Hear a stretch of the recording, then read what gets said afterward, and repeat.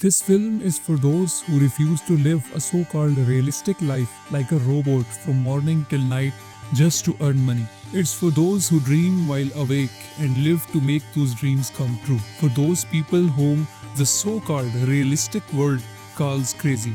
This is not for boys, it's for superboys. It's the story of Malegaon's Superboys, a story in which every crazy person will see themselves. This film is inspired by the real lives of a few crazy boys from Malegaon. It's also for those who dream but are afraid to pursue those dreams, which means this film is for all of us. So then, should not we all watch it?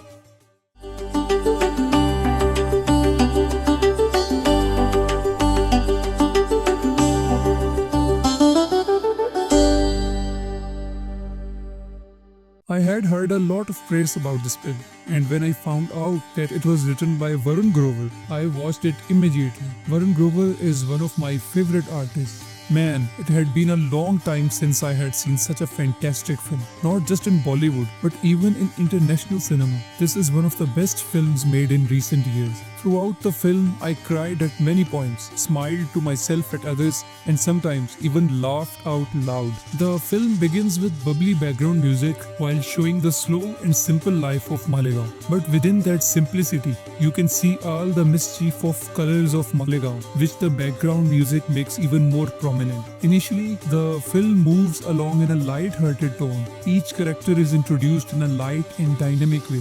Gradually, I got an introduction to the life and Malegaon, which I really enjoyed. Then the story slowly begins to unfold and becomes more serious. I slowly began to get emotionally involved in the story. I'll talk about other aspects of the film later. For now, I'll focus only on the moments and aspects that affected me. Early in the film, there's a scene where Nasir shows his photographs to his older brother. He is thinking of going to Mumbai to audition for films. In response, his elder brother says, "Listen to your big brother, get out of this world of dreams. In real life, you have to run a household. You have to arrange for Naan and Nihari. 8 tickets sold and their dreams are worth 8 million. With this one dialogue from Nasir's elder brother, the tone of the film is set. This scene hit me right in the heart. Then there's a scene where Nasir and Shafiq are riding a bike and a plane is flying overhead. Shafiq looks up and says, "What a creation, man. Looks like souls heading to heaven after death."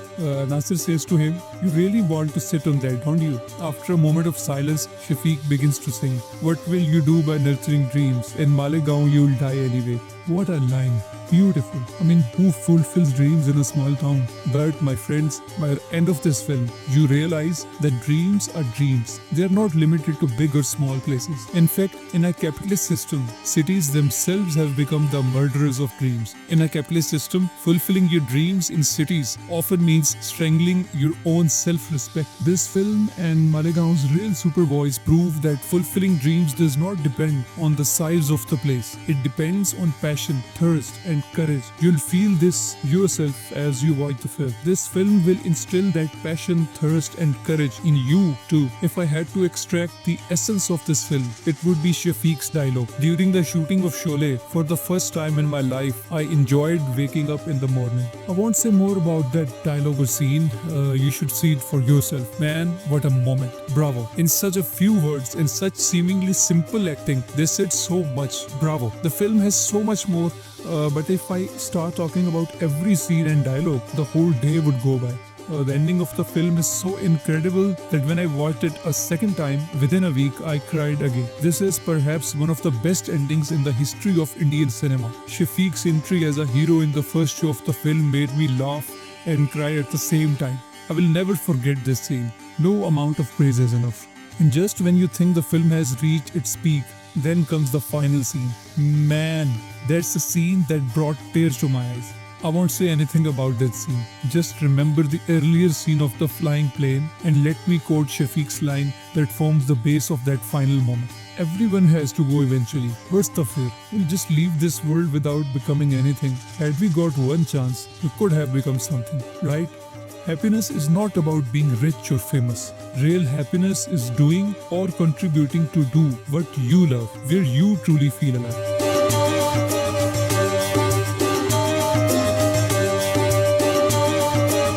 This film is inspired by true events. The film opens with playful background music and footage of a small town. The music fits perfectly. This is Malegaon, a small city in the Indian state of Maharashtra. Life here is not easy. People don't have much to do. They just earn their daily bread and go to sleep, and so their lives continue. But among them is one boy who dreams during the day. His name is Nasir. Nasir runs a video parlor and is crazy about films. He shows Charlie Chaplin films in his video parlor, but very few people come to watch them. Then Nasir discovers that with two VCRs, you can edit and mix scenes from different films together. Nasir compiles action scenes from various movies and plays the new mashup in his parlor. Soon crowds start pouring in. There's a scene where his elder brother smiles at the crowd, a moment that shows how money redefines relationships and feelings. Anyway, Nasir also makes wedding videos, and watching his own shoots gives him joy. In his heart, he dreams of one day making his own film. Eventually, he decides he will make his own film. While sitting at a tea stall, he tries to convince his friends to join him in making the film. Everyone laughs at him, except Shafiq. At that moment, the tea stall owner comes over and tells Nasir that he wants to act in the film. Next, Farokh, one of the friends and a writer who publishes columns in small newspapers, is shown. We see how he is convinced to be part of the film. That scene is gold.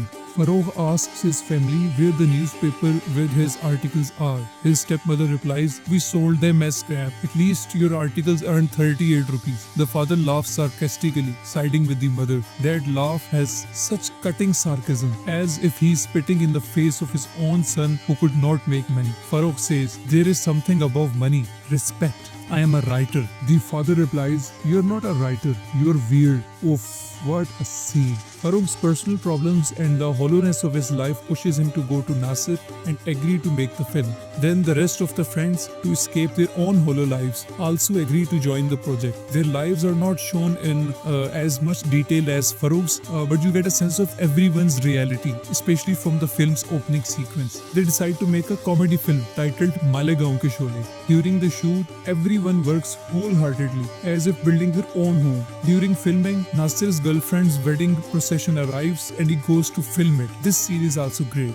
Though the film is not a love story, this moment felt like one. Later, Nasir wants to include an ad for a Matchbox brand in the film. Farokh warns him not to, but Nasir goes ahead because the sponsor is offering 8,000 rupees. This is the first time money causes a clash between Nasir and Farokh, which becomes one of the film's most important plot points. The film is completed and is loved by everyone. Nasir earns well from it. Then enters the biggest villain, money. Talk begins of making the next film. Nasir had promised Farokh that the next film would be based on his script, but now, enticed by money, he wants to make Malegaon Ki Shaan, a parody of the famous film Shaan, which the Matchbox sponsor agrees to fund. This leads to a fight between Nasir and Farokh. The realism of this fight is such that it felt like two people were arguing right in front of me. Farokh absolutely nails it. In this scene, he delivers his iconic line, "The writer is the father." Then the film moves into the year 2004. Farokh has moved to Mumbai to write for films. He is struggling and getting nowhere. Nasir gets married. His films are no longer as successful, and now he wants to make an original film instead of parodies. There is a very simple yet beautiful scene on his wedding night, showing the beginning of friendship between Nasir and his wife. Eventually, their friendship turns into love. The scene where love begins is amazing. Shabina complains to Nasir in a friendly tone. The words are full of complaints, but they break down all walls and distance. And again, this was not a love story. Then the real villain, money, shows its colors. Nasir now wants to make a film with local star Asif Albela, chasing fame. The friends feel all the money and credit is going to Nasir. Thus, money and fame break apart their bond. Only Nasir and Shafiq are left. Nasir finishes his new film. On Asif Albela's insistence, he changes a scene that included Shafiq. Shafiq's face is not even shown. Then there's a scene where Trupti and Shafiq talk in that scene. Shafiq's innocence, loyalty, and true friendship shine brightly. There, Shafiq says the dialogue that, for me, defines the entire film. During the shooting of Sholay, for the first time in my life, I enjoyed waking up in the morning. I won't say more, watch it yourself. Oof. What a scene! Nasir's new film flops badly. We then enter the year 2010. Nasir's cinema has shut down and he now runs a restaurant. Shafiq is diagnosed with cancer and except for Farokh, all friends reunite to visit him. Farokh is still in Mumbai. Everyone begins trying to help with treatment. Farokh decides to return to Malegaon. In the hospital, he talks to Shafiq and asks about Nasir. Shafiq hands him the phone to talk to Nasir. Their conversation, after being apart for so long, is portrayed so powerfully that you are bound to remember a lost friend. And you will cry and smile at the same time. That's what happened to me.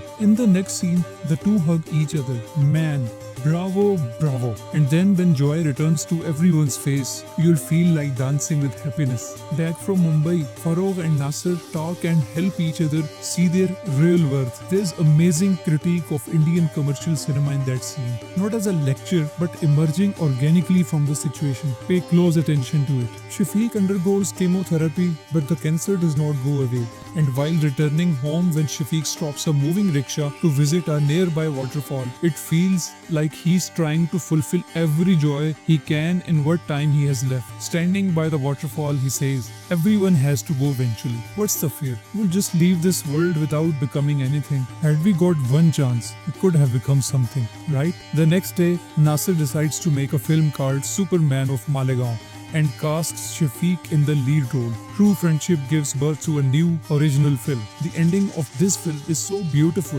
that even the grumpiest people will be forced to laugh like a child, and then even the toughest ones will be left in tears. I won't say more, go watch it now.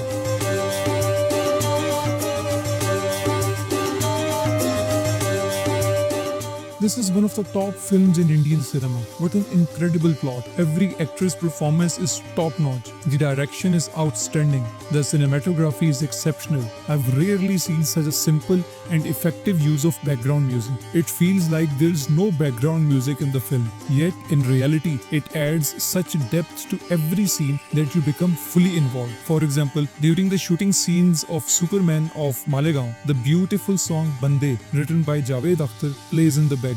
With this song, the ordinary boys of Malegaon truly look like superboys. The song was composed by Sachin Jigar and sung by Divya Kumar and Sai Gagan. In another scene, while filming, Nasir's girlfriend's wedding procession arrives and then he goes to film her wedding. The use of extremely minimalistic background music in this moment is just brilliant. Then, when everyone loves Malegaon ke Sholay and the celebrations begin, those moments are beautifully portrayed using beautiful background music. The brilliance of this film lies in the fact that you don't know who the hero is until the very end. Because really, there is no hero. Every character has their own life shown in an incredibly authentic way. Linear storytelling suits this film perfectly. There is no unnecessary attempt to add zigzags or flashbacks. From the first frame to the last, director Rima Kakti has delivered exactly what the story and situations demanded. That's the mark of a good director, and that's why this film settles deep in your heart. The script is written by Varun Grover, and it's so incredibly well written that after watching the film, everyone will say, the writer is the father.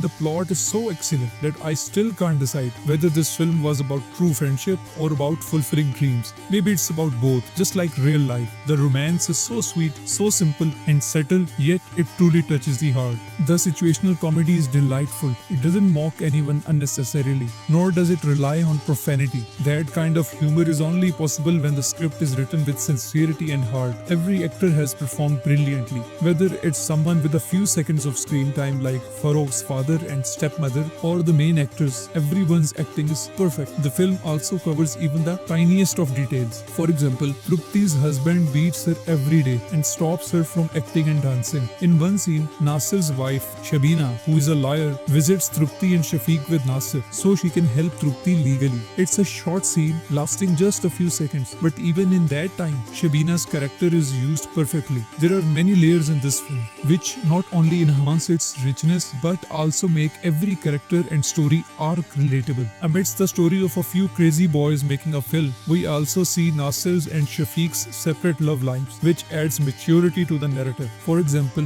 there is a sad scene early in the film where Nasir's girlfriend's family rejects his marriage proposal. The two of them meet for the last time, standing in the street at night. She tells Nasir, make the film no matter what. What a powerful scene. It helps elevate Nasser's struggle into something larger than life. Whether this was planned consciously or just movie magic, whatever it was extraordinary.